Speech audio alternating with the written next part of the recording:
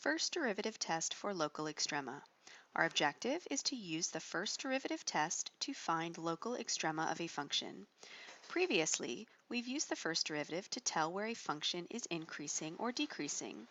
Now we take that a bit further and use the first derivative test to find local maximums and minimums. Let C be a critical number of a continuous function f. If f prime of x changes from positive to negative at C, then f of C is a local maximum. Think about knowing that f prime is positive means that f is increasing, and knowing that f prime is negative means that f is decreasing. So if the function f changes from increasing to decreasing, that's creating a local maximum. Similarly, if f prime changes from negative to positive at C, then f of C is a local minimum.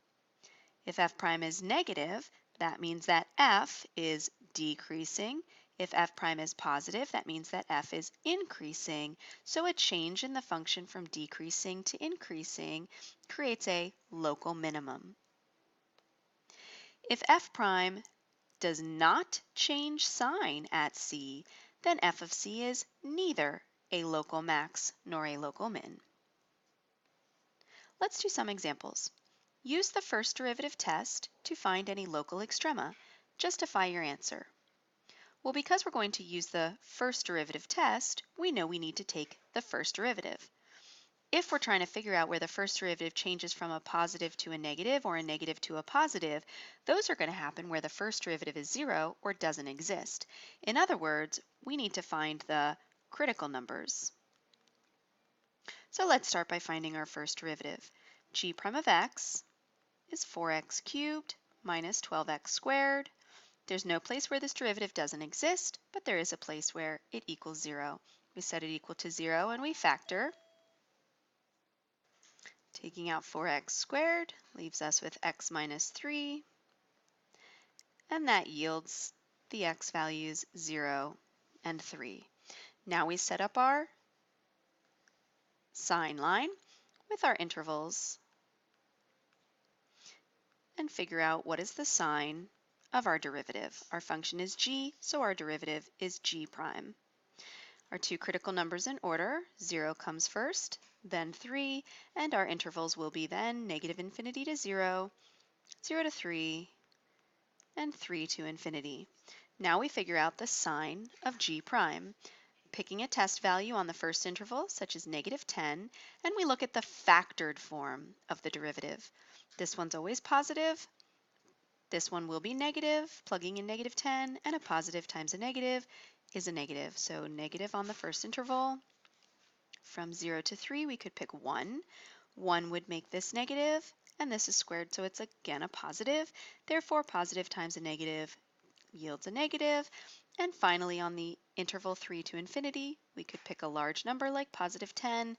That makes this a positive times a positive is a positive. So now let's see what we can conclude from our sign line. If the sign of g prime is negative, that means g will be decreasing. Anytime the sign of g prime is negative, g is decreasing. And when the sign of g prime is positive, g is increasing. Notice there is a change from decreasing to increasing, so I'm going to have a local minimum at x equals 3.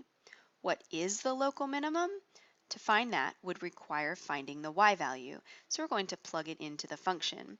So we'll say find g of 3. G of 3, we go back to our original function, we plug it in there, and we get negative 27. So I can conclude that the local minimum is negative 27. Let's write that with our justification. So we can say the local min is negative 27 at x equals 3, and our justification, because g prime changes from negative to positive. How about a local max? Do we have one of those? Does the derivative ever change from positive to negative? No, it doesn't. So we could say, we can conclude there is no local max, and we can give our reason because g prime, the derivative of g, does not change from positive to negative. And there we go.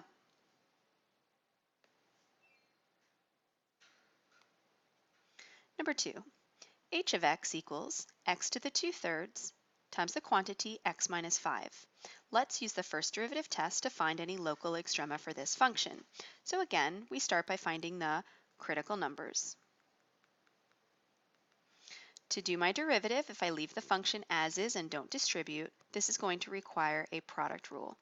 So h prime of x is x to the 2/3, first one normal, times the derivative of x minus 5 is 1, plus, and then the derivative of x to the 2/3, which will be 2/3, x to the negative 1/3, times the second function normal, x minus 5.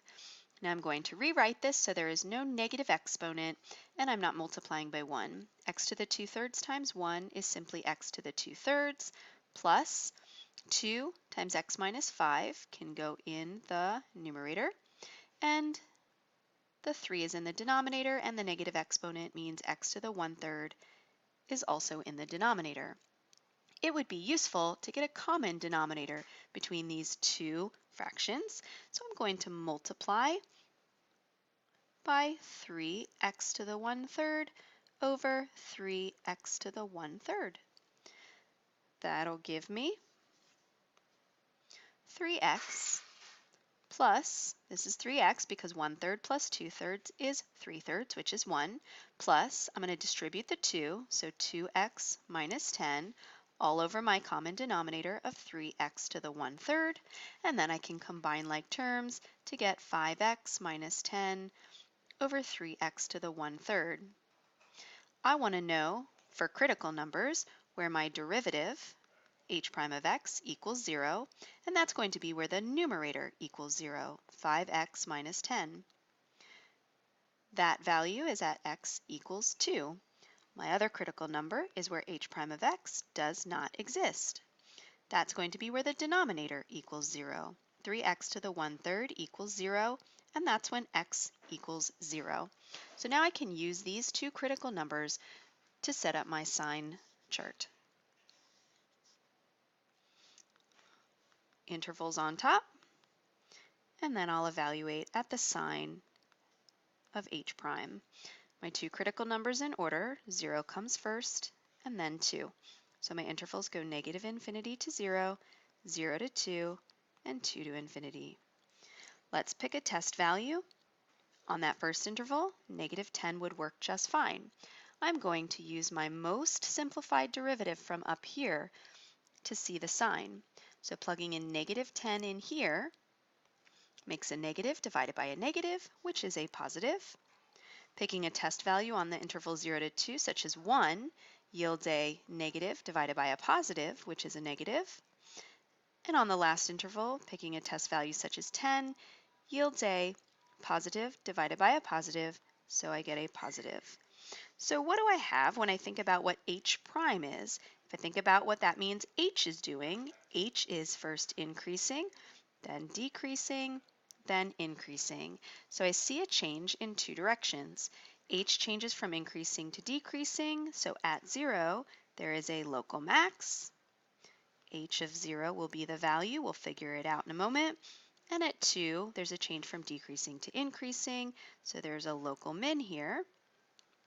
And we'll figure it out by plugging in 2. Plugging in 0 to the original function yields 0, and plugging in 2 to the original function yields negative 3 cubed root of 4. Now let's state our findings and justify our answer.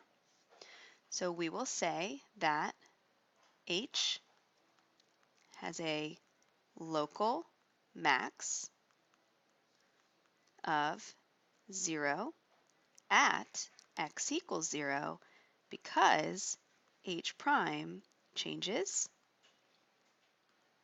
positive to negative. Also, h has a local min of -3 cubed root 4 at x equals 2 because h prime changes from negative to positive. There you go.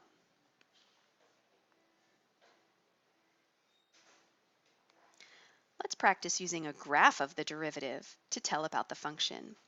Number 3, suppose f is a function that is continuous for all real numbers. The graph of its derivative, f prime, is shown. So remember, this is a graph of f prime. This is not a graph of f. This is a graph of f prime, the derivative of f. A, determine the critical numbers of f. So we remember that the critical numbers is where the derivative, f prime, equals 0 or does not exist. Where does this happen in the graph? F prime is 0 here, f prime is 0 here, where it touches the x-axis, and that's going to be at 0 and 2.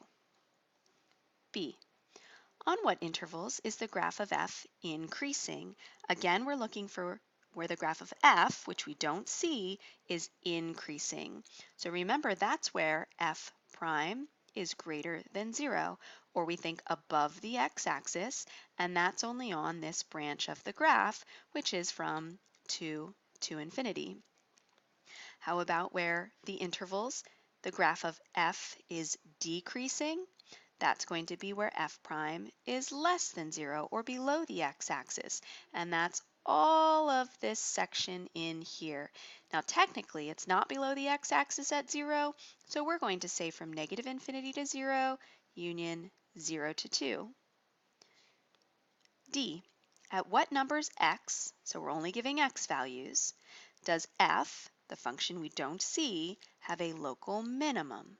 So we think local minimum means f prime changes from negative to positive. Remember, a minimum going down first, then going up, negative slope to positive slope. So where does our graph change from a negative to a positive? Right there at x equals 2.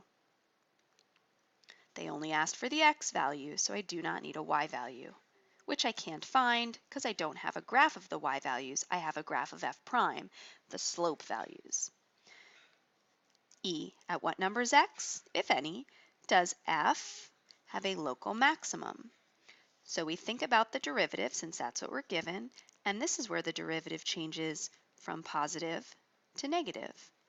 Where does this graph f prime change from being above the x-axis to below the x-axis? Nowhere. So there are none. Thanks for watching.